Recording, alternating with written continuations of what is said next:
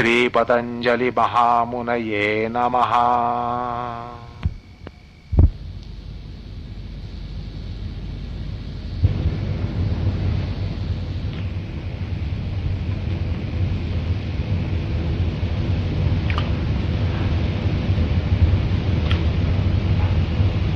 आता आपण ज्या समस्येचा या ठिकाणी उहापोह करणार आहोत, ज्या समस्येचा विचार करणार आहोत, ती समस्या अशी की सवितर्का आणि निर्वितर्का समापत्ती या सलक्षण व्याख्यात झाल्या, लक्षणासहित व्याख्यात झाल्या आणि त्या दोन्ही व्याख्यात झाल्यानंतर सूत्रकार या प्रसंगी असं म्हणतात की एतय्येव सविचारा निर्विचाराच सूक्ष्म विषया व्याख्याता, म्हणजे ज्याप्रमाणे सवितर्का व्याख्यात झाली त्याच प्रकारे सविचारा व्याख्यात होत आहे, किंवा निर्वितर्का व्याख्यात झाली त्याचप्रमाणे निर्विचारा व्याख्यात होत आहे, असा सरळसोट अर्थ करणं हे सूत्राला धरू नये. अन्यथा सूत्रकारांनी स्वतंत्र सूत्र करायला पाहिजे होतं, स्वतंत्र लक्षण करायला पाहिजे होतं, पण स्वतंत्र लक्षण ते करत नाहीत. त्यामुळे असा एक सरळसोट पक्ष उभा केला गेलाय की सवितर्काप्रमाणे सविचारा असते आणि निर्वितर्काप्रमाणे निर्विचारा असते. पण भाष्यकारांनी या ठिकाणी तसा प्रकार नसल्याचं आपण गतप्रसंगी पाहिलं. त्यांनी म्हटल्याचं आपण गतप्रसंगी पाहिलं की भाष्यकारांचं स्पष्ट मत आहे की तसा तो प्रकार नाहीये.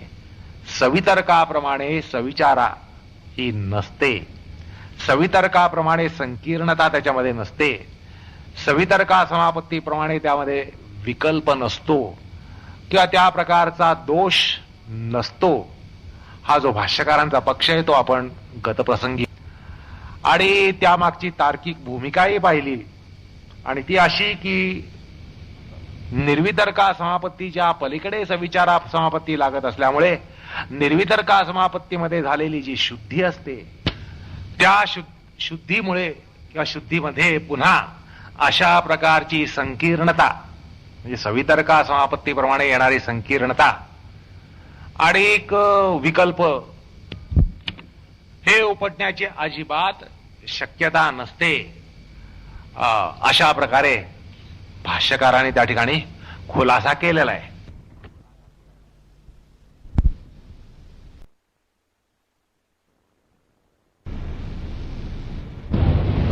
निर्वितर्का समापत्तीच्या पलीकडे सविचारा समापत्ती लागत असल्यामुळे निर्वितर्का समापत्तीमध्ये झालेली जी शुद्धी असते त्या शुद्धीमुळे किंवा शुद्धीमध्ये पुन्हा अशा प्रकारची संकीर्णता, म्हणजे सवितर्का समापत्तीप्रमाणे येणारी संकीर्णता आणि एक विकल्प हे उपटण्याची अजिबात शक्यता नसते. अशा प्रकारे भाष्यकारांनी त्या ठिकाणी खुलासा केलेला आहे. तर तरी अशा प्रसंगी पूर्वपक्षकार म्हणतो की भाष्यापेक्षा भाष्यकारांपेक्षा सूत्रकारांचा पक्ष वेगळा आहे असं आम्ही का मानू नये, असा निर्णय का करू नये. तर या ठिकाणी असं म्हणावं वाटतं की असा जर निर्णय करायचा ठरवला तर तो आतताईपणाचा असेल आणि तो उथळ ठरेल. हा निर्णय उथळ ठरेल आणि यापेक्षा थोड्या प्रबळ तर्काने सुद्धा हा जो तुमचा तर्क आहे ह्याच्यापेक्षा थोडासा प्रबळ तर्क घेतला तर तुमचा तर्क आडवा होईल, तुमच्या तर्कातली विसंगती उघडी पडेल आणि भाष्य निर्णय हा सूत्रकथनाला अत्यंत पोषक असल्यानं, किंबहुना सूत्राचा गर्भार्थच त्या ठिकाणी असल्यानं तुम्हाला हे मान्य करावं लागेल की भाष्यकारांनी जो या ठिकाणी समाधानाचा प्रकार सांगितलाय किंवा भाष्यकारांनी जो जे या ठिकाणी विशदन केलेलं आहे ते अत्यंत योग्य आहे असं मान्य करावं लागेल आणि असं पटेल. आता असं बघा की या ठिकाणी हे समजणं आवश्यक आहे की सवितर्का समापत्ती ही स्थूल आणि इंद्रिय ग्राह्य अशा साकार वस्तूंविषयी त्या वस्तूंविषयांमध्ये असते. हा प्रकार पहिल्यांदा लक्षात ठेवला पाहिजे, लक्षात घेतला पाहिजे. आणि त्यामुळे गौ घटपटादी स्थूल विषय, साकार विषय हे सवितर्का समापत्तीच्या विषयामध्ये शब्द, अर्थ, ज्ञान या घटकत्रयांचा सुस्पष्ट असा भेद असताना सुद्धा अभेदात्मक व्यवहार त्या ठिकाणी झालेला दिसतो. सवितर्का समापत्तीमध्ये शब्द, अर्थ आणि ज्ञान यांचे धर्म वेगळे असून सुद्धा हा प्रकार आपण स्पष्ट पाहिला की त्यांचे धर्म वेगळे आहेत, त्यांचे पंथ वेगळे आहेत. असं असून सुद्धा त्या ठिकाणी अविभागशः ते प्राप्त होतात आणि तसा व्यवहार हा होत असतो. आणि त्यामुळे ती एक संकीर्णता जी आहे ती स्पष्टपणे लक्षात येते, स्पष्टपणे त्या ठिकाणी असल्याचं मान्य करावं लागतं. आणि संकीर्णतेमुळे विकल्पही संभवतो. हा प्रकार आपण त्या ठिकाणी स्पष्ट पाहिला. पण या ठिकाणी अत्रोक्त सविचारा समापत्तीमध्ये विषयरूप अशी जी आलंबन आहेत, ग्राह्य अशी जी आलंबन आहेत, ज्या विषयांमध्ये सविचारा समापत्ती लागते ते जे विषय आहेत ते इंद्रिय अगोचर असतात, ते इंद्रिय गोचर नसतात. इंद्रियाद्वारा ग्रहण करता येत नाहीत, बाह्येंद्रियांद्वारा त्यांचं ग्रहण होऊ शकत नाही. आणि गौ घटपटादींप्रमाणे गाठ म्हणा, पट म्हणा, त्यांच्याप्रमाणे त्यांना साकारत्व सुद्धा नसतं. त्यामुळे गाय, घट, पट हे जे अर्थ आहेत ते अर्थ स्थूल असतात. आणि ही तन्मात्रा जी तत्व आहेत, ही जी ग्राह्य तत्व आहेत ती सूक्ष्म विषयरूप असतात. असा त्यांच्यामधला अर्थभेद आहे. म्हणजे सवितर्का निर्वितर्का समापत्तीमध्ये अर्थ कशा प्रकारचे असतात, अर्थसंकेत कशा प्रकारचे असतात ही गोष्ट लक्षात घ्यायला पाहिजे. आणि सविचारा निर्विचारा समापत्तीमध्ये अर्थ कशा प्रकारचे असतात, ते सूक्ष्म असतात, तन्मात्रादी असतात, इंद्रिय अगोचर असतात, निराकार असतात. त्यातला भेद हा पहिल्यांदा आपण पक्का लक्षात घेतला पाहिजे.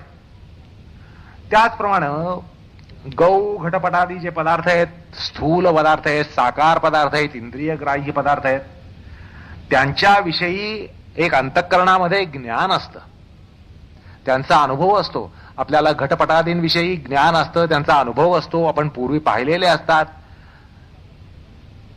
आणि त्यामुळे अंतःकरणामध्ये प्रत्यय रूपाने आपल्याला त्यांना साकार करता येतं. गायीची कल्पना करता येते, घटाची कल्पना करता येते, पटाची कल्पना करता येते, मठाची कल्पना करता येते. हे पदार्थ साकार आहेत, इंद्रिय गोचर आहेत, पूर्वी पाहिलेले असतात. आणि त्यामुळे आपल्याला त्यांना अंतःकरणामध्ये आविष्कृत करता येतं, कारण ते साकार आहेत. म्हणजे अंतःकरणामध्ये प्रत्यय रूपानं ते आविष्कृत होत असतात, होऊ शकतात. त्यामुळे त्यांच्या विषयामध्ये ज्ञानसंकेत काही येतात. पूर्वी तुम्हाला सांगितलं गाय म्हटल्यानंतर विशिष्ट प्रकारची गाय, त्याच्याबद्दल आपल्या काही भावना असतात. आपली गाय, दुसऱ्याची गाय, आपली पाळलेली गाय, ज्याच्याबद्दल आपल्याला ममता आहे, जिव्हाळा, प्रेम आहे, अशी गाय. दुसऱ्या कोणाची गाय, मारकुटी गाय, शत्रूची गाय, कपिला नामक गाय, पांढरी गाय, काळी गाय, तपकिरी गाय, अशा लहान गाय, मोठी गाय, दूध देणारी गाय, दूध न देणारी गाय, अशा प्रकारे अनेक संदर्भामध्ये आपल्यामध्ये ज्ञानसंकेत हे उभे राहतात. गाय म्हटल्यानंतर अनेक ज्ञानसंकेत, अनेक प्रकारचे ज्ञानसंकेत उभे राहतात. चैत्राची गाय, मैत्राची गाय, आपली गाय, आपल्या शत्रूची गाय, अशा प्रकारे लहान गाय, मोठी गाय, दुभती गाय, अदुभती गाय वगैरे वगैरे. पण असे की हे जे सविचारा निर्विचारा समापत्तीचे सूक्ष्म विषय असतात, तन्मात्रादी, यांच्याबद्दल तुम्हाला काय अनुभव आहे? यांच्याबद्दल तुमचे काय ज्ञानसंकेत आहेत? अर्थसंकेत नाहीत, ज्ञानसंकेतही नाही आहेत. शब्दसंकेत फार तर असतील. दर्शनशास्त्राच्या पुस्तकामध्ये दर्शनशास्त्राचे विद्यार्थी असल्यामुळे किंवा दर्शनशास्त्रामध्ये तुम्हाला काही गमन झालं असल्यामुळे कदाचित तन्मात्र, अहंकार, महत्त्व या सगळ्या संकल्पना कदाचित परिचित असतील. पण हे तन्मात्र नंतर अहंकार तत्व, बुद्धी तत्व यांच्याबाबत आपल्याला तशा प्रकारचे शब्दसंकेत, अर्थसंकेत, ज्ञानसंकेत नसतात, हे मान्य करावंच लागतं. गौ घटपटादी संदर्भात जसे आपल्याला शब्दसंकेत, अर्थसंकेत, ज्ञानसंकेत असतात, तशा प्रकारचे शब्दसंकेत, अर्थसंकेत, ज्ञानसंकेत हे तन्मात्र, अहंकार तत्व, महत्त्व, प्रकृती तत्व यांच्या संदर्भात नसतात, हे निश्चितच मान्य करावं लागतं. आणि असं बघा की गाय हा जो पदार्थ आहे, ही जी वस्तू आहे, या संदर्भामध्ये जसा शब्द घटक असतो, अर्थ घटक असतो, ज्ञान घटक असतो, तसं शब्द संकेत असतात, अर्थ संकेत असतात, ज्ञान संकेत असतात, तसे या ठिकाणी आपल्याला दाखवता येत नाहीत. सूक्ष्म विषयामध्ये आपल्याला अशा प्रकारे शब्द घटक, अर्थ घटक आणि ज्ञान घटक असे काही दाखवता येत नाहीत. आता सूक्ष्म विषय जो अहंकार, अहंकार तत्व, याला शब्द घटक, अर्थ घटक आणि ज्ञान घटक असे काही आपल्याला दाखवता येत नाहीत. आणि दाखवताच येत नसल्यामुळे का ते नसल्यामुळे त्यांच्यातल्या संकीर्णतेचा प्रश्नच उभा राहत नाही. संकीर्णता नसल्यामुळे विकल्प संभवण्याची शक्यताच नसते, असं या ठिकाणी आपल्याला म्हणावं लागतं, म्हणता येतं. आणि काय आहे की त्यामुळे शब्द, अर्थ, ज्ञान यांचे परस्पर विरुद्ध जे धर्म आहेत, परस्पर भिन्न धर्म आहेत, यांचे जे परस्पर भिन्न धर्म आहेत किंवा पंथ आहेत, ते सगळे भिन्न असून सुद्धा जे सवितर्का समापत्तीमध्ये अविभागशः प्राप्त होतात असं सांगितलं गेलं की ज्यामुळे संकीर्णता उभी राहते, तसा प्रकार सविचारा समापत्तीमध्ये संभवू शकत नाही. आलं का लक्षात? थोडक्यात म्हणजे गाय या विषयामध्ये आपण, गाय हा जो शब्द घटक आहे, ध्वन्यात्मक घटक आहे, त्याचे जे अवयव आहेत, गाय हा ज्या घटकांनी बनतो शब्द, म्हणजे थोड्या स्पष्ट शब्दात सांगायचं म्हणजे ग अधिक आकार अधिक पाय मोडलेला य अधिक आकार, अशा प्रकारे गाय हा जो शब्द बनतो ते त्याचे शब्द घटक आहेत. आणि एक शब्द घटक असल्यामुळे आणि तो ध्वन्यात्मक, नादात्मक असल्यामुळे आपण त्याची उच्च नीचता, मंद्र, मध्य, तार, सप्तकादी भेदातून गाय हा शब्द उच्चारला जाऊ शकतो. भावनात्मकतेनं वेगवेगळ्या आवाजातून तो गाय हा शब्द उच्चारला जाऊ शकतो. जसं भयाने अरे बाबा गाय उधळली आहे म्हटल्यानंतर आपण गाय हा उच्चार एका प्रकारे करू. ममतेनं त्याच्यात हात त्याच्यावर हात फिरवताना लाडाने गाय हा असा उच्चार करताना त्यामध्ये वेगळा भावनिक असा पोत असेल. आपली गाय ज्याच्याबद्दल आपल्याला जिव्हाळा आहे, त्याच्या पाठीवरनं हात फिरवताना आपण गाय हा शब्द उच्चारताना त्याच्यामध्ये प्रेमाचा पोत असेल. तर अशा प्रकारे भावनांचे पोत त्या ठिकाणी बदलत असतात. आश्चर्य म्हणा, भय म्हणा, प्रेम म्हणा, ह्याच्यामुळे. तर हे सगळे शब्द घटकामध्ये येतात, हे सगळे शब्द घटकामध्ये उतरत असतात. आणि एक अर्थ हा जो घटक आहे, गायीचा अर्थ घटक जे आहे त्याच्याबद्दल आपल्याला माहिती असतं की गवत खाणारा प्राणी, शृंग सासनादी युक्त असा एक प्राणी, आणि एक ज्याच्या डोळ्यामध्ये आर्तता आहे, प्रेम आहे असा एक प्राणी.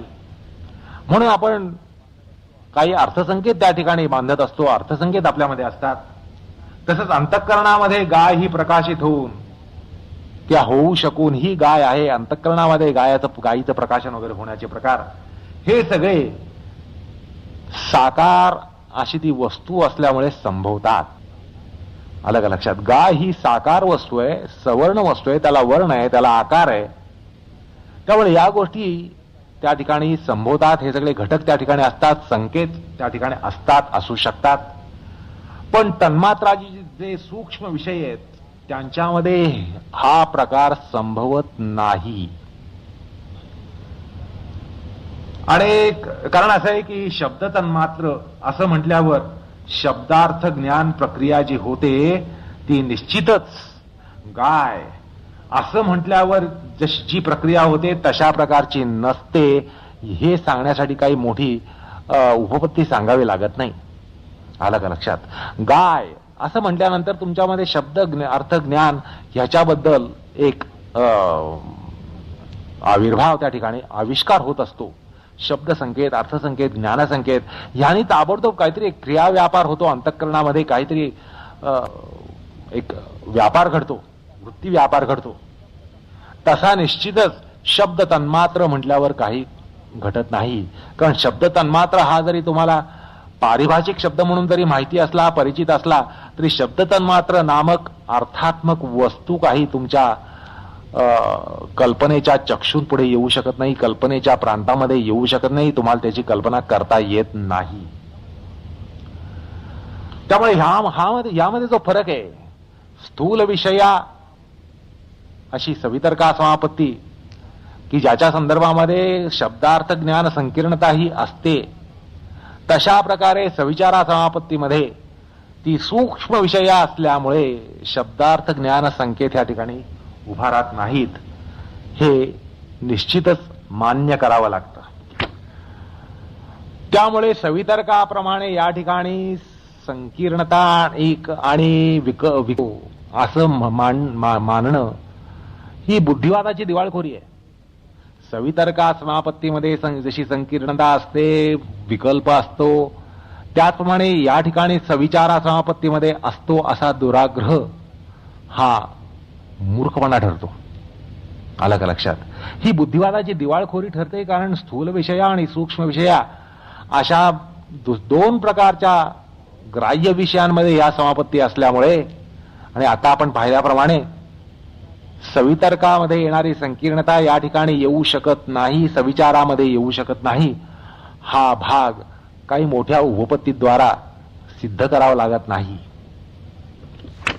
आणि म्हणून भाष्यकारांनी जे म्हटलंय की सवितर्काप्रमाणे या ठिकाणी सवितर्का समापत्तीप्रमाणे या सविचारा समापत्तीमध्ये संकीर्णता असते आणि विकल्प असतो असं म्हणू नये, असं मानू नये, असं जे त्यांनी म्हटलंय ह्याला फार मोठा अर्थ आहे.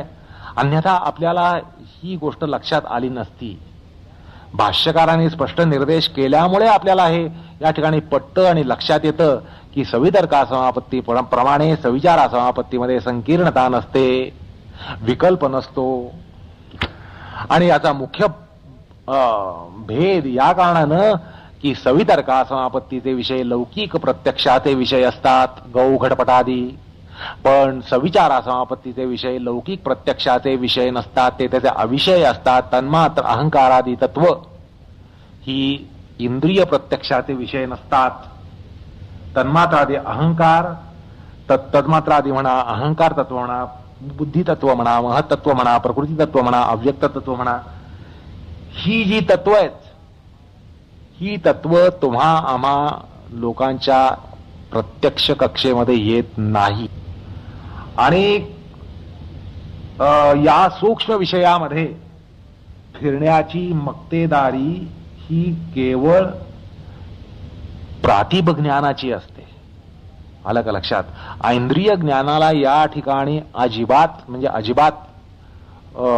मज्जाव असतो. त्याला तुम्ही किती कुबड्या दिल्या, किती अगदी अमुक स्कोप दिला, तमुक स्कोप दिला, टेलिस्कोप दिला, मायक्रोस्कोप दिला, इलेक्ट्रॉन मायक्रोस्कोप दिला, त्याचा बाप दिला, वाटेल ते जरी दिलं तरीही त्या ठिकाणी त्याला अजिबात सशक्तता येणार नाही, सामर्थ्य येणार नाही. तर या प्रांतामध्ये फिरण्याची मक्तेदारी केवळ प्रातिभ ज्ञानाची असते, हे मान्य करावं लागतं. आणि असे या संदर्भात प्रमाण वाक्य म्हणून सांगता येतं की तिसऱ्या पादामध्ये प्रातिभ ज्ञानाचा विचार करताना तिसऱ्या पादामध्ये विभूतिपादामध्ये प्रातिभ ज्ञानाचा विचार करताना त्यातली परिशुद्धता, निर्विप्लवता ही आपण त्या ठिकाणी पाहणार आहोत की प्रातिभ ज्ञानामध्ये निर्विप्लवता कशी असते, त्याला सशक्तता कशी येते, ते सामर्थ्य कसं येतं. त्यामुळे गौ घटपटादी कमळ म्हणा, गुलाब म्हणा, या फुलांच्या संदर्भामध्ये जी समापन्नावस्था येते, समापत्ती येते, ही समापन्नावस्था आणि तन्मात्र अहंकारादी सूक्ष्म विषयामध्ये समापन्नावस्था येणं, ह्याच्यामध्ये जमीन आसमानाचा फरक असतो. आलं का लक्षात. आता अजून एक सोपी गोष्ट या ठिकाणी अशी लक्षात येते की सवितर्का समापत्तीचा प्रांत हा इंद्रियग्राह्य विषयांचा असल्यामुळे, म्हणजे गौ घटपटादी कमळ गुलाब वगैरे या विषयाची समापत्ती अशा इंद्रियग्राह्य विषयामध्ये लागत असल्यामुळे त्या ठिकाणी इंद्रिय ज्ञानाची जी प्रक्रिया आहे त्याच्यामधले सगळे दोष हे उतरू शकतात. आलं का लक्षात. ज्याला टेम्पोरल फॅकल्टी म्हणतात, एम्पिरिकल फॅकल्टी म्हणतात, त्याचे जे काय त्याच्या सीमा जे असतील, त्याच्या दोष जे असतील ते सगळे त्यामध्ये उतरतात. पण या ठिकाणी प्रातिभ ज्ञानाचा प्रांत आहे. प्रातिभ ज्ञान म्हणजे त्यातली शुद्धता, विशुद्धता, निर्विप्लवता ही अंगभूत असते, तो स्थायी भाव असतो. आलं का लक्षात. प्रातिभ ज्ञानामध्ये कुठल्याही प्रकारे वस्तू विपर्यय किंवा वस्तू विपर्यास, अर्थविपर्यास होण्याची शक्यता नसते, कारण तो प्रातिभ ज्ञानाचा प्रांत हा विशुद्ध अंतःकरणामध्ये प्राप्त होत असतो. आणि हे जे विषय आहेत हे सगळे सूक्ष्म विषय प्रातिभ ज्ञानाचे विषय असतात. त्यामुळे या ठिकाणी तशा प्रकारे कुठल्याही प्रकारचा विषय विपर्यास, अर्थविपर्यास असा संभवू शकत नाही जो ऐंद्रिक विषयामध्ये संभवतो. आलं का लक्षात. त्यामुळे तशा प्रकारचे दोष आणि तशा प्रकारच्या सीमा या सविचारा समापत्तीच्या प्रांतात पडू शकत नाहीत, कारण सविचारा समापत्ती ही सूक्ष्म विषया असते. एकूण काय तर सवितर्का समापत्तीप्रमाणे सविचारा समापत्तीमध्ये विकल्पादी संभवत नाही, तशाप्रमाणे ती प्रकाराने ती विप्लवित होत नाही असं या ठिकाणी आपल्याला निश्चित म्हणता येतं. पण आता अजून एक असा एक पक्ष निघू शकतो की उपरोक्त आपण जो पूर्वपक्ष पाहिला, शंकेखोर माणसाचा पक्ष पाहिला, त्यामध्ये असा भाग होता की सूत्रकारांनी सवितर्का, सविचारा, विकल्प याच्यामध्ये विकल्पजन्य भेद सांगितलेला नाही, पण भाष्यकारांनी तो स्वतः सांगितला आहे, भाष्यकारांनी तो पदरचा सांगितला आहे, असा एक त्यांचा पक्ष आहे. आलं का लक्षात. सूत्रकारांनी कुठे स्पष्टपणे असं म्हटलेलं नाहीये की सवितर्कामध्ये विप्लवता असते, विप्लवित असते, ती विप्लवित असते पण सविचारा विप्लवित नसते, अशा प्रकारे त्यांचा निर्देश नाहीये. आणि हा जो काही निर्देश आहे तो भाष्यकारांचा पदरचा आहे. या विषयामध्ये असं म्हणता येतं की सूत्रकार एतय्येव सविचारा निर्विचाराच सूक्ष्म विषया व्याख्याताः असे म्हणतात. आणि सूक्ष्म विषया समापत्ती म्हटल्यानंतर त्यातली ज्ञान प्रक्रियाच ही भिन्न असते, हे त्यांना निश्चितच निर्देशित करायचं आहे. त्यांनी या सूत्रामध्ये एतैव सविचारा किंवा एतेन सविचारा निर्विचारा व्याख्याताः असं म्हटलं असतं तर वेगळा प्रकार आहे की त्या व्याख्यात झाल्यानं याही व्याख्यात झाल्या असं म्हटलं असतं. पण या ठिकाणी त्यांनी सूक्ष्म विषया हा शब्द जो घातला तो एवढं सांगण्यासाठीच आणि हेच सांगण्यासाठी की सूक्ष्म विषयामध्ये ज्ञान प्रक्रिया ही अत्यंत वेगळी असते, भिन्न असते, प्रक्रियाच वेगळी असते, हे त्यांना त्या ठिकाणी निश्चितच ध्वनित करायचं आहे. तो त्या ठिकाणी सिद्ध अर्थ आहे, तो सिद्ध अर्थ आहे, सिद्धार्थ आहे. आणि त्यामुळे सविचारा समापत्तीमध्ये विकल्पहानी मानत नाहीत असं म्हणणं हा व्यर्थ अट्टाहास आहे. लक्षात. त्यामुळे तुमचा जो पक्ष आहे त्या पक्षाला समजावून सांगण्यासाठी आम्ही असं म्हणतो, हे बघा सूत्रकारांनी असं म्हटलेलं नाहीये एतेन सविचारा निर्विचारा व्याख्यात आहा असं त्यांनी म्हटलेलं नाहीये. त्यांनी म्हटलंय एतय्येव सविचारा निर्विचाराच सूक्ष्म विषया व्याख्याता. हा सूक्ष्म विषया त्यांनी शब्द घातलाय. त्याच्यामध्ये काय ध्वनित केलंय? हे ध्वनित केलंय की सूक्ष्म विषयामधली ज्ञान प्रक्रिया ही फार वेगळी असते, विभिन्न असते, भिन्न असते, प्रातिभ प्रांताची असते आणि प्रातिभ प्रांतामध्ये अशा प्रकारच्या सीमा पडत नाहीत, दोष निर्माण होत नाहीत, अशा प्रकारे कुंठित बुद्धी नसते, हे त्यांना निश्चितच त्या ठिकाणी सांगायचं आहे. आणि त्यामुळे तुम्ही असा पक्ष तरीही धरणं हा दुराग्रह आहे, हा अट्टाहास आहे, हा व्यर्थ अट्टाहास आहे. असे आता एकदा जर असा बुद्धिनिर्णय झाला की सूक्ष्म विषय हे सगळे एक जात प्रातिभ ज्ञानाचे प्रांत आहेत, प्रातिभ ज्ञानाच्या प्रांतात मोडतात, तर प्रातिभ ज्ञानाचा धर्म परिशुद्ध असतो. आणि अशा परिशुद्ध धर्मामुळेच केवळ सूक्ष्म विषयक समापत्ती म्हणण्यानंच त्या समापत्तीमध्ये विकल्प हानी असते, विकल्पाची हानी असते. विकल्पाची हानी असते म्हटल्यानंतर संकीर्णता नसते, हा गर्भितार्थ ग्रहित होतो.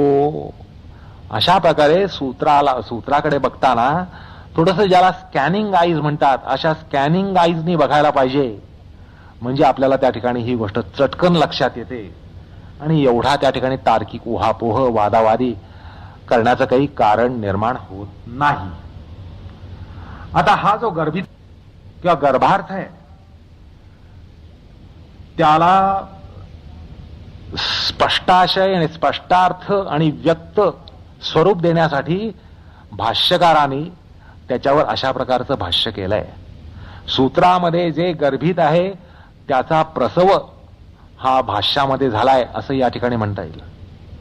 सूत्राच्या शब्दांमध्ये जे गर्भित आहे त्याचा प्रसव भाष्यामध्ये झालाय. भाष्यकाराने वेगळं काहीही सांगितलेलं नाहीये. सूत्रकारांचंच म्हणणं त्यांनी अजून थोडं विस्ताराने आणि गर्भितार्थ खोलून गर्भितार्थ उघडून हे आपल्या पुढे मांडलेलं आहे असं या ठिकाणी आपल्याला म्हणावं लागतं. त्यामुळे त्या भाष्यकारांमध्ये किंवा भाष्यामध्ये आणि सूत्रामध्ये कुठल्याही प्रकारची विसंगती नाही. एवढंच नाही तर परिपूर्ण सुसंगती आहे, ज्याला ऍब्सोल्यूट कंपॅटिबिलिटी म्हणतात, हे या ठिकाणी मान्य करावं लागतं असं या ठिकाणी सांगावं वाटतं. पण असं आहे की असं काही या ठिकाणी समजू नये की सविचारा समापत्तीमध्ये अन्य प्रकारानं अन्य तऱ्हेने काही न्यूनत्व संभवत नाही असं मात्र समजू नये. आलं का लक्षात? त्याच्यात वेगळ्या प्रकारे विकल्प संभवतो. सवितर्काप्रमाणे विकल्प संभवत नाही, संकीर्णता संभवत नाही, पण दुसरं काहीतरी न्यूनत्व त्यात संभवतो त्या ठिकाणी संभवतं. हे या ठिकाणी सांगावं असं वाटतंय. आलं का लक्षात? म्हणजे त्या प्रकारची संकीर्णता आणि विकल्प नाही असं आता पटवून दिल्यानंतर आता अजूनही थोडं अंतर्गमन करून सांगावं असं वाटतं की त्यामुळे असं समजू नका की सविचारा समापत्तीमध्ये कुठल्याही प्रकारचा दोष नसतो किंवा न्यूनत्व असं मात्र समजू नका. कारण या ठिकाणी तसा प्रकार संभवणार आहे, संभवत असतो. तो एका वेगळ्या टप्प्यात संभवत असतो, त्याची श्रेणी वेगळी असते. आणि कारण असं आहे की जर सविचारा समापत्ती तशा अर्थाने अत्यंत निर्दोष ठरली असती की त्याच्यामध्ये कुठल्याच प्रकारचा दोष नाही, कुठल्याच प्रकारचं न्यूनत्व नाही असं जर ठरलं असतं तर निर्विचारा समापत्तीला काहीही प्रयोजन राहिलं नसतं. आलं का लक्षात? त्यामुळे निर्विचारा समापत्तीच्या तुलनेनं म्हणजे ह्याच्यानंतर ज्याचा आपल्याला विचार करायचा आहे त्याच्या तुलनेनं सविचारा समापत्तीमध्ये काहीतरी न्यूनत्व असतं, हेही या ठिकाणी समजून घेतलं पाहिजे. अर्थात नाही तर काय झालं असतं की अन्यथा निर्विचारा समापत्तीपेक्षा त्याचं निम्न श्रेणीत्व सांगता आलं नसतं आणि हे मात्र निश्चित आहे की सविचारा ही निर्विचाराच्या पेक्षा निम्न आहे. पण सविचारामध्ये कुठल्याच प्रकारचं न्यूनत्व संभवत नाही असं जर ठरवलं, असं मानलं, तर निर्विचारापेक्षा ती निश्चित निम्न ठरली नसती आणि निर्विचारा समापत्तीचं श्रेष्ठत्व सुद्धा त्या ठिकाणी ठरलं नसतं, उभं राहिलं नसतं.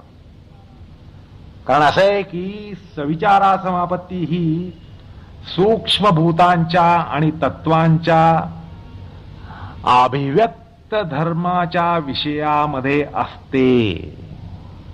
आलं का लक्षात? आता गंमत अशी गौड बंगाल असं आहे की मुळात हे तन्मात्रादी विषय हे इंद्रिय अगोचर असतात असं आपण पाहिलं.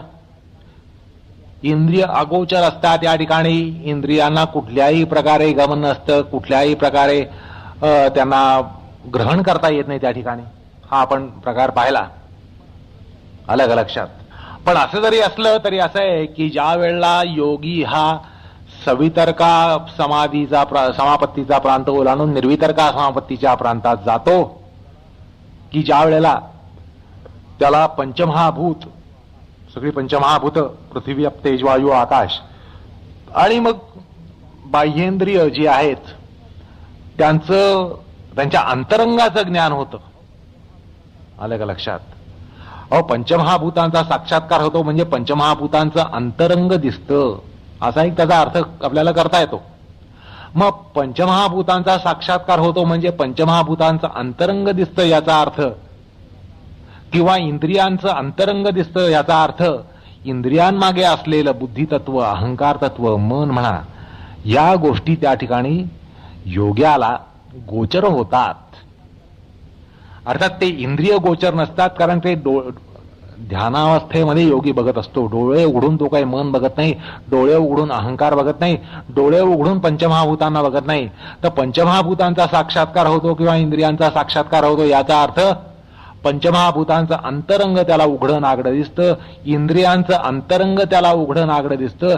इंद्रियांचं अंतरंग म्हणजेच अंतरेंद्रिय, म्हणजेच बुद्धी, म्हणजेच महत, म्हणजेच मन, म्हणजेच बुद्धी, अहंकार, मन, हे योग्याला प्रातिभ अशा दृष्टीनं दिसतात.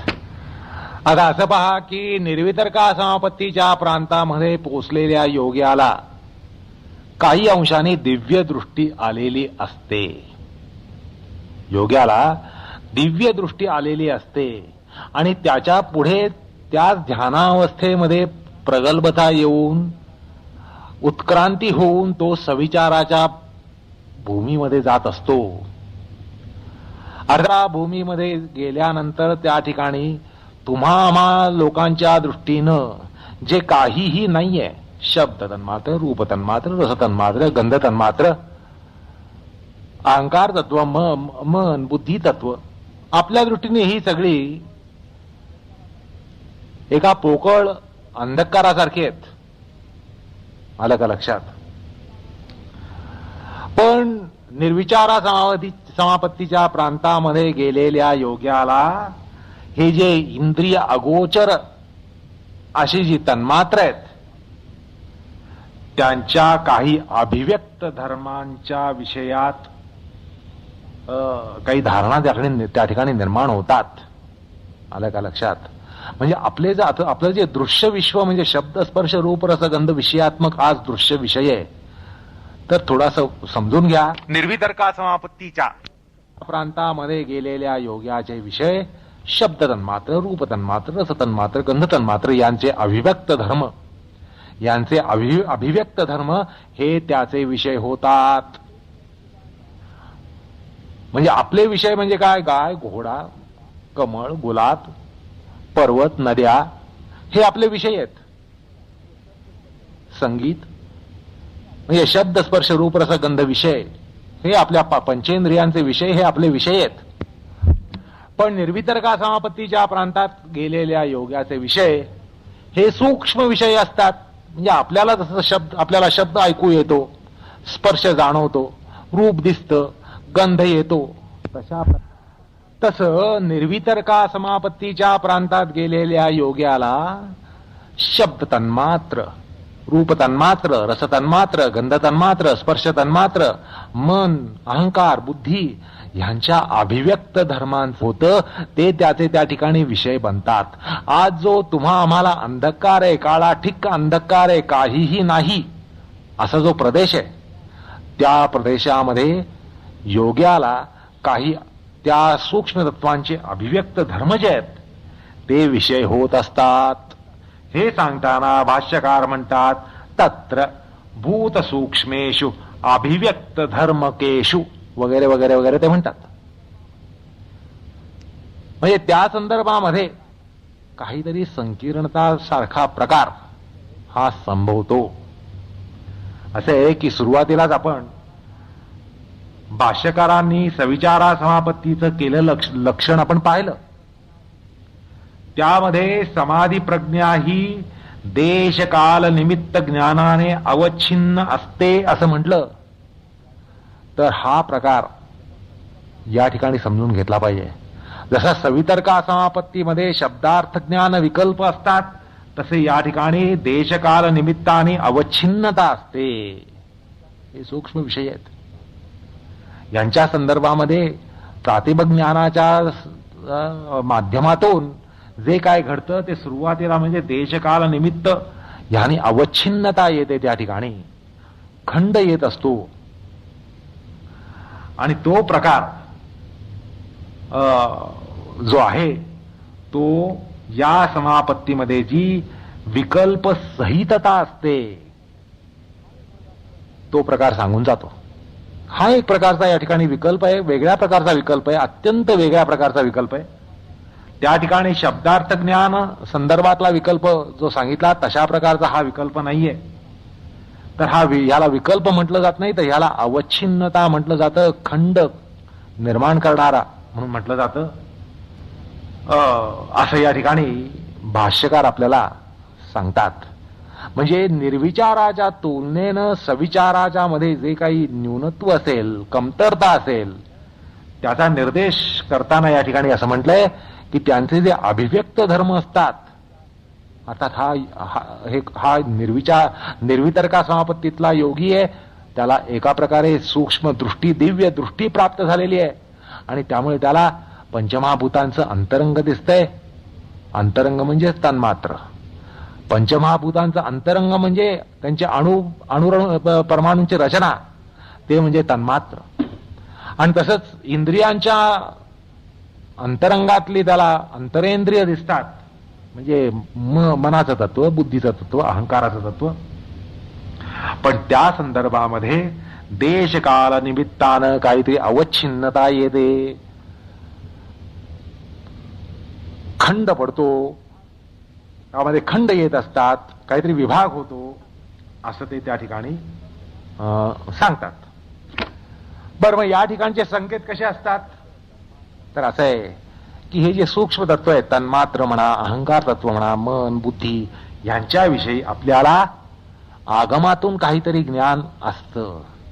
योग्याला, विशेषतः त्या टप्प्यापर्यंत गेलेल्या योग्याला काहीतरी आगमातलं ज्ञान असतं किंवा अहंकार तत्व असं असतं, त्याची संघटना अशी अशी असते, मनाची संघटना अशी अशी असते, अहंकाराची संघटना अशी अशी असते, तन्मात्रांची संघटना अशी अशी असते. याबद्दल त्याच्यामध्ये काहीतरी स्मृती संकेत असतात. अनुमान आणि आगम यांच्याद्वारा त्या ठिकाणी एक प्रकारची संकीर्णता येते आणि मग ती वैकल्पित होते, त्या संदर्भातून ती वैकल्पित होते. आता सूक्ष्म विषयामध्ये असाक्षात्कृत म्हणजे ज्यांचा साक्षात्कार झालेला, असाक्षात्कृत असं जे ज्ञान असतं ते अनुमानाद्वारा प्राप्त झालेलं असतं, आगमाद्वारा प्राप्त झालं असतं आणि तज्जन्य स्मृती संकेतानं त्या ठिकाणी काही वृत्ती निर्माण होतात, वलय निर्माण होतात. त्यामुळे सविचारा समापत्तीमध्ये येणारा विकल्प अशा भिन्न प्रकारचा असतो असंही या ठिकाणी समजून घेतलं पाहिजे. आणि या विशिष्ट प्रकारच्या विकल्पांचा निर्देश करताना वाचस्पती मिश्र म्हणतात, एतावताच अत्र संकेत स्मृती आगम अनुमान विकल्पानुवेद सूचितः असं ते म्हणतात. अर्थात ते म्हणतात की सविचारा समापत्ती ही विकल्पाने अनुविद्ध असते आणि हा प्रकार भाष्यात सूचित झाला आहे असं ते म्हणतात. भाष्यामध्ये हा प्रकार सूचित आहे असा खुलासा वाचस्पती मिश्र देतात. आता सूक्ष्म विषयांचे जे अभिव्यक्त धर्म आहेत हे त्यांच्या कार्यादिकांच्या विशेषणासहित असतात. आता हे जे सूक्ष्म विषय तन्मात्रादी विषय याचे अभिव्यक्त धर्म म्हणजे कुठले, तर त्यांच्या कार्यादिकत्वानं ते जे व्यक्त होतात ते त्यांच्या कार्यरूपानं जे प्राप्त होतात ते त्यांचे अभिव्यक्त धर्म असतात. आणि म्हणून हा विकल्प या ठिकाणी संभवतो. आलं का लक्षात? म्हणजे तन्मात्रांना ओळखलं जातं हे त्यांच्या कार्याद्वारा आणि त्यामुळे काही त्यांना साक्षात समजून घेतलं जात नाही. सविचारा समापत्तीमध्ये त्यांच्या अभिव्यक्त धर्माद्वारा समजून घेतलं जातं, लक्षणांद्वारा समजून घेतलं जातं. त्यांच्या कार्याच्या लक्षणात तन्मात्र हे ओळखले जातात. हे असं आहे की एखादी गोष्ट आपण त्याच्या कार्यावरून ओळखणं हा काही साक्षात समजून घेण्याचा प्रकार नाहीये. आलं का लक्षात? आपण सर्व समजून घेतो कार्यावरनं, लिंगावरनं आपण अनुमान करतो की बाबा हे ज्या अर्थी असं दिसतंय त्या अर्थी त्याचं कारण असं असणार. आलं का लक्षात? तर पर्वतावर धूम आहे, धूर आहे म्हटल्यानंतर त्या ठिकाणी अग्नी आहे असं आपण म्हणतो. अग्नी काही साक्षात दिसत नाही. तसं तन्मात्राच्या संदर्भात त्यांच्या कार्याच्या अनुरोधानं काही अभिव्यक्त धर्मांचं त्या ठिकाणी ग्रहण होतं आणि त्यामुळे तन्मात्रांच्या संदर्भात काही संकेत बांधले जातात आणि त्यामुळे त्या ठिकाणी काहीतरी एक विकल्प संभवतो. त्याचमुळं सवितर्का समापत्ती जशी तथाकथित सवितर्क समाधी वगैरे नसते तशीच सविचारा समापत्ती तथाकथित सविचार संप्रज्ञात समाधी नसते. अजून या ठिकाणी समाधी वटलेली नसते. सविचारा टप्प्यामध्ये सवितर्का समापत्तीच्या समाधी वटलेली नसते. त्यामुळे ह्याला विचार संप्रज्ञात समाधी मानू नये. जसं आपण पूर्वसूत्रात पाहिलं की सवितर्का समापत्ती म्हणजे वितर्कानुगत संप्रज्ञात समाधी नाही किंवा सवितर्का समाधी नाही, तसंच सविचारा समापत्ती म्हणजे त्याच्यामध्ये काहीतरी या ठिकाणी विकल्प असतात असं म्हटल्यानंतर ते यथार्थ ज्ञान नसतं, परिपूर्ण ज्ञान नसतं, अशेष विशेष निशेष निर्दोष ज्ञान नसतं, साक्षात्कार नसतो. म्हटल्यानं सविचारा समापत्ती म्हणजे सविचार संप्रज्ञात समाधी किंवा विचारानुगत संप्रज्ञात समाधी नसते असंही या ठिकाणी समजून घेतलं पाहिजे. असो, एकूण सविचारा समापत्तीमध्ये सूक्ष्म तत्वानुसंधान, सूक्ष्म तत्वांवरचं अनुसंधान कार्यकारण रूपानं असतं. कार्यकारण रूपानं त्या अनुसंधान असतं. त्यामुळे ती सविकल्पच ठरते. त्या ठिकाणी काहीतरी विकल्प असतात. आणि थोडक्यात म्हणजे सवितर्का समापत्तीमध्ये शब्द अर्थ ज्ञान यांच्या संकीर्णतेनं विकल्प येतो, तर सविचारा समापत्तीमध्ये देश काल धर्म यामुळे विकल्प होतो. आणि ही सविचारा समापत्ती सूक्ष्म तत्वांच्या धर्मसंबंधाने असते, धर्मी संबंधाने नसते, धर्मसंबंधाने असते. त्यांच्या धर्माच्या अनुषंगानं ही समाधी असते आणि धर्मीच्या संबंधाने नसते. त्यामुळे या समापत्तीमध्ये जेव्हा सूक्ष्म तत्वाचं जे काही ग्रहण होतं ते त्याच्या धर्मांचं होत असतं. तन्मात्रादी अहंकार महत आणि मन म्हणा यांच्या धर्माच्या अनुरोधाने काहीतरी धारणा होत असते. धर्मीची अवधारणा होत नाही. आणि ज्यावेळेला धर्मीची होते त्यावेळी निर्विचारा समापत्ती असते असं एकूण शास्त्राचं या ठिकाणी मत आहे. आता या विवरणानंतर पुन्हा एकदा आपण भाष्य पादाकडे वळूया. पूर्वी आपण भाष्य पाहिलं, त्याच्या अनुरोधाने त्याचा विस्तार केला. आता पुन्हा एकदा भाष्याकडे डोकावूया, म्हणजे आपल्याला आतापर्यंतचा जो उहापोह झाला तो त्याला धरून कसा होता हे लक्षात येईल. भाष्यकार म्हणतात तत्र भूत सूक्ष्मेषु अभिव्यक्त धर्मकेषु देशकाल निमित्त अनुभव अवच्छिन्नेषु या समापत्ती सा सविचारा इति उच्यते.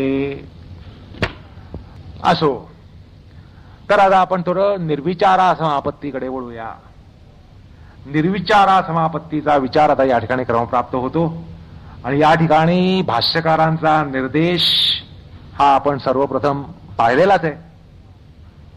आणि त्यात असं आपण पाहिलं की मुख्यतया म्हणजे त्याचे जे प्रमुख लक्षण असतं, निर्विचारा समापत्तीचं जे प्रमुख लक्षण असतं ते म्हणजे या समापत्तीचा विषय म्हणजे सर्व सूक्ष्म तत्वांचे जे धर्म असतात त्याला धर्मत्वेन म्हणजे आश्रय म्हणून जो धर्मी ते या प्रज्ञेमध्ये देशकाल निमित्त धर्म यांच्या निरपेक्षतेनं बुद्ध्यारूढ असतात. आणि या समापत्तीत म्हणूनच निर्वितर्का समापत्तीप्रमाणे अर्थमात्र निर्भास असतो हे सांगताना भाष्यकार म्हणतात एवं स्वरूपम हि तद्भूतम सूक्ष्मम एतेनैव स्वरूपेण आलंबनीभूतम एव समाधी प्रज्ञा स्वरूपम उपरंजयती. आलं का लक्षात? अशा प्रकारे धर्माचं अवधारण होता होता होता शेवटी धर्माकडून धर्मीकडे ज्यावेळेला प्रज्ञा जाते किंवा प्रज्ञेमध्ये बुद्धिप्रज्ञेमध्ये समाधी प्रज्ञेमध्ये धर्मी हा प्राप्त होऊन त्या ठिकाणी चित्त त्याच्या स्वरूपाने उपरंजित होतं, धर्मीच्या स्वरूपाने उपरंजित होतं, अर्थात अर्थमात्र निर्भास असा प्रकार असतो. अर्थात त्या ठिकाणी अर्थमात्र निर्भास म्हणता येत नाही कारण सूक्ष्म तत्व आहेत. सूक्ष्म तत्व ही काय व्यक्त नाहीत, साकार नाहीत, त्यामुळे त्यांना अर्थ म्हणता येत नाही. त्यामुळे अर्थमात्र निर्भासाच्या पेक्षाही अर्थमात्र निर्भासा असं या ठिकाणी आपण समजून घेतलं पाहिजे. आलं का लक्षात? सूक्ष्म अर्थमात्र निर्भासा म्हणजे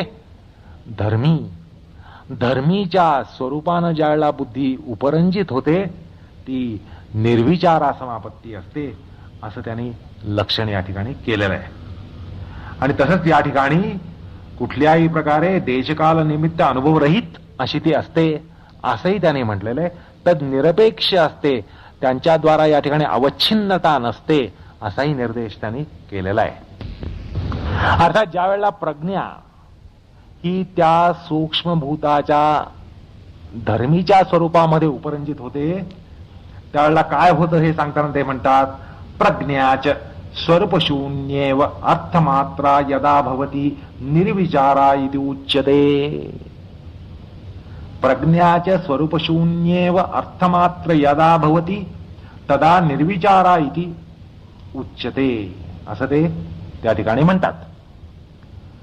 आता भाष्यकार या निर्विचारा समापत्तीचं लक्षण करताना अर्थमात्र निर्भास आणि बुद्धीची स्वरूपशून्यता सांगतात.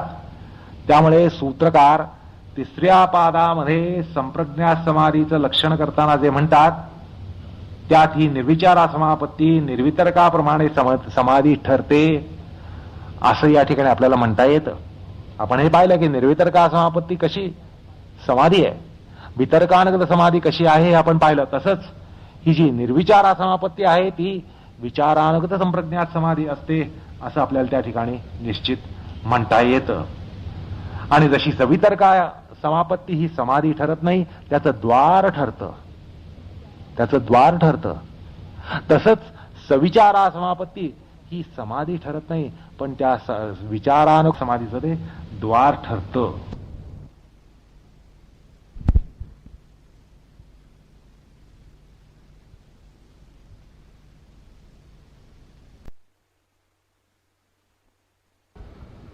या ठिकाणी हे लक्षात घेतलं पाहिजे की सवितर्का समापत्ती ही निर्वितर्काचं द्वार ठरतं, तसंच सविचारा समापत्ती ही निर्विचाराचं द्वार ठरतं. सवितर्का समापत्ती ही वितर्कानुगत संप्रज्ञात समाधीचं द्वार ठरतं आणि सविचारा समापत्ती ही विचारानुगत संप्रज्ञात समाधीचं द्वार ठरतं. आणि त्याच वेळेला हेही लक्षात घेतलं पाहिजे की निर्वितर्का समापत्तीपेक्षा सविचारा समापत्ती थोडी उच्च अवस्था असते. अर्थात पण गंमत अशी आहे की निर्वितर्का समापत्ती ही समाधी आहे. निर्वितर्का समापत्ती समाधी आहे, सविचारा समापत्ती समाधी नाहीये. पण तरी पण सविचारा समापत्ती ही निर्विचारा समाधीच्या पेक्षाही थोडी उच्चावस्था असते. हे पण या ठिकाणी अभ्यासकांनी लक्षात घेतलं पाहिजे. त्यामुळे असं म्हणता येतं की वितर्कानुगत संप्रज्ञात समाधी आणि विचारानुगत संप्रज्ञात समाधी ह्याच्या दरम्यान मध्ये एक बफर स्टेट आहे आणि ती समाधी नसते, पण पूर्वांगी समाधीपेक्षा उच्चावस्था असते. असा एक विलक्षण प्रकार या ठिकाणी अभ्यासकांनी लक्षात घेतला पाहिजे. असो, आता या ठिकाणी नागोजी भट्ट यांच्या छायावृत्तीकडे जरा लक्ष वेधावं असं वाटतं. त्यांनी असं म्हटलंय की निर्विचारा समापत्तीचं लक्षण करताना ते असं म्हणतात, प्रज्ञाच स्वस्वरूपेण अपि शून्य अर्थमात्रा यदा भवती तदा निर्विचारा. अशा प्रकारे ते या समापत्तीचं लक्षण जास्त सुस्पष्ट करतात.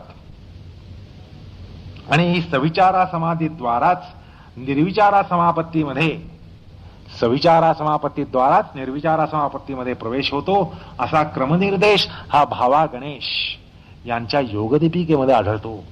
ते म्हणतात, तद म्हणजे सविचारा, तद उत्तर उत्पद्यमाना केवल धर्मित्वेन सूक्ष्म विषयिणी निर्विचारा इति विभागः. त्यामुळे त्यांच्यातला पूर्वोत्तर संबंध ते आपल्या योगदीपिका नामक वृत्तीमध्ये स्पष्ट करतात. मणिप्रभाकार जे आहेत त्यांचं मत असं की निर्विचारा समापत्तीमध्ये सर्व विशेषण शून्य म्हणजे सर्व धर्मरहित अशा तत्वाच्या शुद्ध स्वरूपाची समापत्ती लागते, ती निर्विचारा होय. आणि तेव्हा त्या अर्थाच्या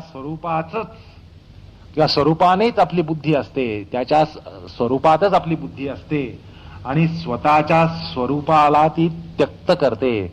बुद्धी आपल्या स्वरूपाला सोडून त्या सूक्ष्म तत्वाच्या स्वरूपाचा स्वीकार करते किंवा त्याला अनुसरते. अशा आशयानं ते म्हणतात, तेषु एव सर्व विशेषण शून्येषु अर्थमात्रेषु परमाणुषु या समापत्ती सा निर्विचारा सा खलु सती अर्थमात्र स्वरूपा समाधी प्रज्ञा स्वरूपशून्येव निर्भासते. असो, आता सविचारा समापत्तीमध्ये कशा तऱ्हेचा विकल्प असतो आणि कशा प्रकारचा नसतो, कशा प्रकारचा विकल्प असतो आणि कशा प्रकारचा विकल्प नसतो हे पाहून झालं. सवितर्का समापत्तीवत तो विकल्प सविचारा समापत्तीमध्ये नसतो, पण सूक्ष्म तत्वाच्या धर्मरूपानं अभिव्यक्त रूप विशेषणानं त्यामध्ये कालनिमित्ताच्या द्वारा एक प्रकारे अवच्छिन्नता येते, बुद्धीत तशी धारणा होते आणि त्यामुळे विशिष्ट प्रकारचा विकल्प सविचारा समापत्तीमध्ये संभवतो. हे पूर्वी आपण पाहिलंच. आणि तसा विकल्प निर्विचारा समापत्तीमध्ये नसतो हे पण पाहून झालं. आणि याच संदर्भामध्ये सदाशिवेंद्र सरस्वती म्हणतात, अविकल्पितः सूक्ष्म तन्मात्रेंद्रिय गोचरा निर्विचाराच व्याख्याता भवती इति अर्थः. तर आता या सूत्राबरोबरच समापत्तीच्या प्रकरणाचा या ठिकाणी उपसंहार होतोय. या ठिकाणी एवढंच सांगावं वाटतं की ही सविचारा समापत्ती जी आहे, या सविचारा समापत्तीमध्ये फार मोठ्या विषयांचा अवाका या ठिकाणी आहे. साक्षात्काराचा फार मोठा प्रांत हा या सविचारा समापत्तीत उघडतो आणि निर्विचारा समापत्तीमध्ये साक्षात्कृत होतो. आणि आपण अगदी सुरुवातीला तालिकेद्वारा पाहिलं आणि त्या ठिकाणी पुन्हा एकदा जर तुम्ही लक्ष दिलं तर असं तुम्हाला लक्षात येईल की ग्राह्य विषयात सूक्ष्मांश, ग्रहण विषयात सूक्ष्मांश आणि ग्रहितृचा संपूर्ण प्रांत हा सविचारा निर्विचारा या समापत्तीच्या प्रांतात येत असतो. आलं का लक्षात? म्हणजे तुलनेनं सवितर्का निर्वितर्काचे यांच्या प्रांतामध्ये केवळ वैश्विक पदार्थ, स्थूलभूत आणि बाह्येंद्रिय, स्थूलेंद्रिय ही एवढीच येतात. हा एवढाच त्यांचा आवाका आहे. पण सविचारा निर्विचाराचा जो प्रांत आहे तो फार प्रचंड विस्ताराचा आहे. प्रचंड विस्ताराचा म्हणजे अनंत असा त्याचा विस्तार आहे. आणि सृष्टीमधली सगळी सरसकट सगळी सूक्ष्म तत्व जी आहेत त्यांचा साक्षात्कार या सविचारा निर्विचाराच्या प्रांतामध्ये होत असतो. म्हणजे अगदी ब्रह्मतत्वापर्यंत, ईश्वर तत्वापर्यंत सगळ्या तत्वांचा साक्षात्कार या समापत्तीच्या प्रांतामध्ये होत असतो. ही गोष्ट या ठिकाणी लक्षात घेतली पाहिजे. म्हणजे आतापर्यंत केवळ आपण तन्मात्र, बुद्धी, अहंकार एवढंच म्हणत होतो. पण यामध्ये सूक्ष्म असे सगळ्या गोष्टी, सगळी तत्व, आत्मतत्व म्हणा, ईश्वर तत्व म्हणा, या सगळ्या गोष्टी ह्या प्रांतामध्ये येत असतात. त्यामुळे ह्याचा आवाका केवढा प्रचंड असतो ह्याची कल्पनाच केलेली बरी. तर अशा प्रकारे आपण सविचारा निर्विचारा या सूक्ष्म विषयाच्या समापत्तीचाही विचार या ठिकाणी केला. अर्थात या ठिकाणी सवितर्का निर्वितर्का, सविचारा निर्विचारा या भेदाचा अभ्यास या ठिकाणी संपतो. अर्थात हा संपत असताना एक शेवटी असा एक आढावा घ्यावासा वाटतो की ही जी समापत्तीचे त्याचे 4 जे वर्ग आहेत त्या 4 वर्गांमध्ये कुठल्या कुठल्या भूतांचा, कुठल्या कुठल्या तत्वांचा साक्षात्कार होतो. आणि शेवटी संपूर्ण साक्षात्कार ज्ञानाचा सगळा प्रांत, आध्यात्मिक ज्ञानाचा यच्चयावत सगळा प्रांत कसा या ठिकाणी पादाक्रांत केला जाऊ शकतो या गोष्टीचा एक आढावा आपण या ठिकाणी घेऊया.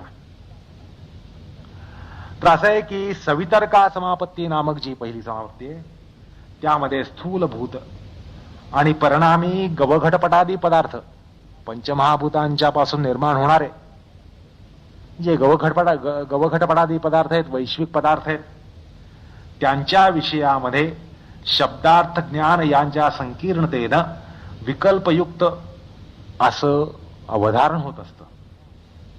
समाधी प्रज्ञा या प्रज्ञेमध्ये यांची अवधारणा अशी संकीर्णता होत असते. आणि अशा प्रकारे सवितर्का समापत्ती असते जे समाधीचं पूर्वांग असतं. निर्वितर्का समापत्तीमध्ये स्थूलभूत परिणामी अशी गौघटपटादी सृष्टी, वैश्विक पदार्थ यांच्या अर्थामध्ये बुद्धीला तदाकारता, तन्मयता, तत्सतदंजनता ही येत असल्यामुळे आणि स्वरूपशून्यमिव अशी बुद्धी होत असल्यानं त्या ठिकाणी गूढ साक्षात्कार हा होत असतो. आणि त्या ठिकाणी स्थूल सृष्टीचा सगळा साक्षात्कार होतो. सविचारा समापत्तीमध्ये सूक्ष्मभूत म्हणजे तन्मात्र, अहंकार तत्व, मन बुद्धी अशी जी इंद्रिय अगोचर सृष्टी आहे, इंद्रियांच्या पलीकडची सृष्टी जी आहे त्यांच्या धर्म परिणामान अभिव्यक्त रूपान देशकाल निमित्त सापेक्षतेनं बुद्धीमध्ये धारण केली जातात. ही जी तत्व आहे अशा प्रकारे धारण केली जातात. आणि त्यात स्मृतिसंकेत, अनुमित आगमिक ज्ञान यांचा फार मोठा वाटा असतो, त्यांची रेलचेल असते. आणि तदनुषंगानं विकल्प संभवतो. आणि त्यामुळे ही सवितर्का समापत्तीप्रमाणे संप्रज्ञात समाधी ठरत नाही. अशा प्रकारे आपल्याला या ठिकाणी लघु संग्रह करता येतो. म्हणजे आपण सवितर्का, निर्वितर्का, सविचारा या समापत्तीचा एक लघु संग्रह केला. आता निर्विचारा समापत्तीचा संग्रह करूया. तर असं म्हणावं लागतं की यामध्ये सूक्ष्म तत्व स्वरूपतः बुद्धीमध्ये आरोहित असतात. सूक्ष्म तत्व स्वरूपतः म्हणजे धर्मी हे त्या बुद्धीमध्ये आरोहित असतात आणि ती धारणा देशकाल निमित्त निरपेक्ष असते आणि निर्विचारा समापत्तीप्रमाणे ती अर्थमात्र निर्भास आणि स्वरूपशून्य अशा प्रकारची असते. आणि त्यामुळे ही निर्वितर्का समाधीप्रमाणे निर्वितर्का समापत्ती जशी समाधी असते तशीच निर्विचारा समापत्ती ही समाधी असते. ही पण संप्रज्ञात अशा श्रेणीची समाधी असते. तसंच ग्राह्य तत्वातील पृथ्वी आदी भूत आणि विकार आणि ग्रहण तत्वातील स्थूल बाह्येंद्रिय ही सवितर्का समापत्तीमध्ये वाटतात आणि निर्वितर्का समापत्तीमध्ये त्यांचा साक्षात्कार होत असतो.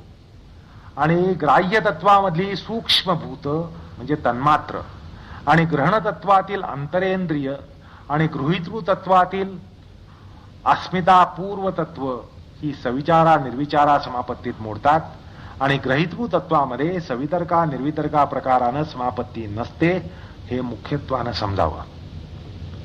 आता एकंदरीत सूक्ष्म विषय जे सविचारा निर्विचारा समापत्तीत आलंबन म्हणून येत असतात त्यांचा तुम्हाला आत्ताच जो निर्देश केला की त्या समस्त सृष्टी आब्रह्मस्तंभपर्यंत सगळ्या सृष्टींचा साक्षात्कार होतो. विशेषतः या सविचारा निर्विचारा प्रकारामध्ये संबंध सूक्ष्म सृष्टी ही त्या ठिकाणी त्या प्रज्ञेमध्ये उतरू शकते. समाधी प्रज्ञेचा तो संबंध सृष्टी विषय होते, सूक्ष्म सृष्टी ही संबंध विषय होते असं जे म्हटलं ते आमचं मत नाहीये, ते सूत्रकारांचं मत आहे. आणि म्हणूनच ते आगामी सूत्रामध्ये तसा निर्देश करताना म्हणतात की सूक्ष्म विषयांची व्याप्ती जी असते म्हणजे सविचारा निर्विचारा ही सूक्ष्म विषया असते म्हणजे केवळ तन्मात्र बुद्धी अहंकार मन एवढ्यातच नसते तर सूक्ष्म विषयांची व्याप्ती ही आलिंगपर्यंत असते, मूल प्रकृतीपर्यंत असते.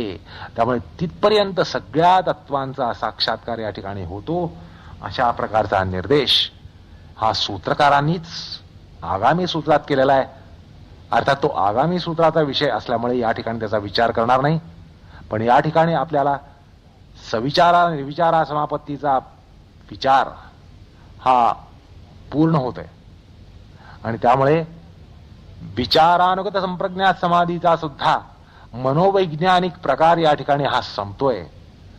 आणि त्यामुळे हे समापत्तीचं प्रकरण हे पूर्णार्थानं नाही तरी बऱ्याच अर्थानं या ठिकाणी संपतंय असं या ठिकाणी म्हणावं असं वाटतं. अजून समापत्तीचं प्रकरण हे पूर्णशः संपलेलं नाहीये हे आगामी 2 सूत्र पाहिल्यावर लक्षात येईल. पण या ठिकाणी एवढंच सांगावंसं वाटतं की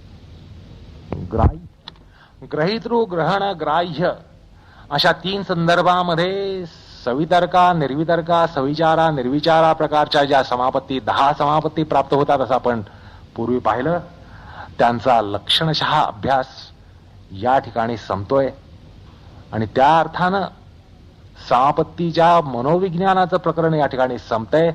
तात्विक प्रकरण अजूनही शिल्लक राहतंय पण मनोवैज्ञानिक प्रकरण संपतंय असं सांगून या ठिकाणी आपण उपसंहार करतो. कृष्णार्पणमस्तु.